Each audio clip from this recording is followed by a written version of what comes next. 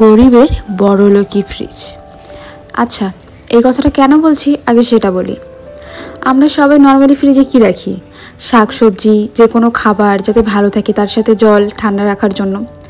কিন্তু আমি এর মধ্যে কি রেখেছি?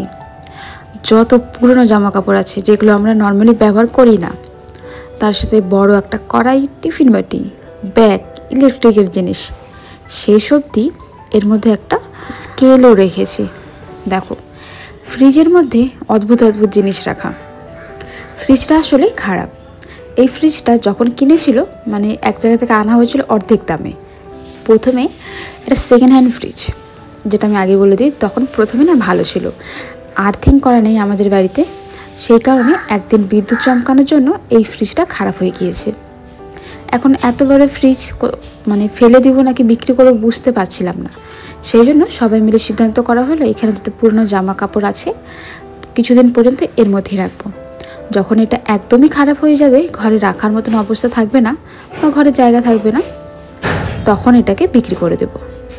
প্রথমে ছিল আমার হাজব্যান্ডের কিছু পুরনো জামা কাপড়, তার সাথে আমার একটা পুরনো নাইটি। যেহেতু এখন শীতের দিন পড়ছে, অনেক জায়গাতেই দেখো জামা কাপড় তো শুকাবে না, রোদ্রে উঠবে না, সেই জন্য এগুলো রেখেছি আর কি, যাতে মাঝে মাঝে কাজে লাগে সেই জন্য। এরপর দ্বিতীয় জায়গায় আছে ব্যাগ।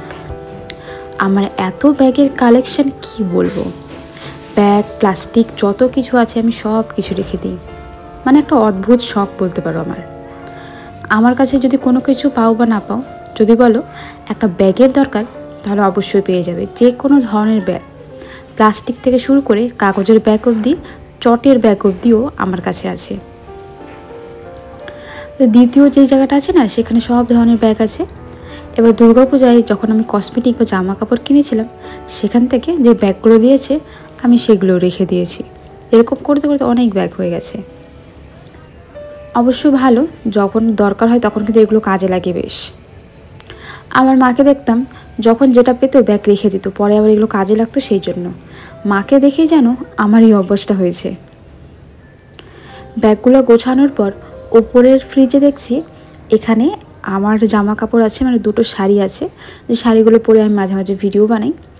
আর তার সাথে এই পাশে আছে কিছু কাগজ দেখলাম আছে, তার মধ্যে আরও কী আছে, আমি কৌটোটা খুলিনি, এমনি বন্ধ করে রেখে দিলাম, কারণ এখানে গোছানোর মতো তেমন কোনো কিছু নেই।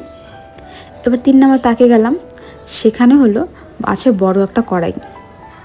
ওই কড়াইটার মধ্যে সবসময় রান্না করা হয় না, এত বড় ওই কড়াই রোজ রোজ কী রান্না করব। দুটো কড়াই আছে যেটা রোজ রান্না করি, আর এই বড় কড়াইটাই ফ্রিজের মধ্যে রেখে দিয়েছি। তার সাথে বললাম ওই যে ব্যাগ রাখার শখ আছে আমার, তার মধ্যে এখন আসলাম 4 নম্বর তাকে। ব্যাগ বলতে বলতে সবার মাথাটাই মনে হচ্ছে খারাপ হয়ে যাবে এখন। এখানে মানে ব্যবসা করা হয় যে সেই বড় বড় ব্যাগগুলো অবধি আমার কাছে আছে। হয়তো কেউ আমাকে একটা ব্যাগ দিল যে ব্যাগটা রেখে দাও, তখন ওই ব্যাগটা আমি রেখে দিই। এরকম করতে করতে ফেরত আর দেই না, করতে করতে আমার কাছেই সব জমা হয়ে গেছে। আর এই পাশে যে লাল ব্যাগটা দেখতে পারছো, তার মধ্যে আছে কিছু বোতল, পেট্রোল ঢালা হয় না গাড়িতে, তার জন্য আরও কিছু ছোটো ছোটো কিছু জিনিস আছে আর কি। আর এখানে কেবল লাইনের তারগুলো হয় সেগুলো রাখলাম, তার সাথে আছে হাতুড়ি আর ছোট ছোট জিনিস যেগুলো ঘরের ব্যবহার করা হয়। ইলেকট্রিকের কিছু জিনিস আছে তার মধ্যে আবার। এখানে সব কিছু দেখো গুছিয়ে নিলাম। আচ্ছা, এটা ফ্রিজ কম কাবারিখানা বেশি মনে হচ্ছে, তাই না বলো? কোনটা মনে হচ্ছে সেটা আমাকে জানিও। আমার তো কাবারিখানাই মনে হচ্ছে, কিন্তু যাই হোক, এই ছোটো ছোটো জিনিসই অনেক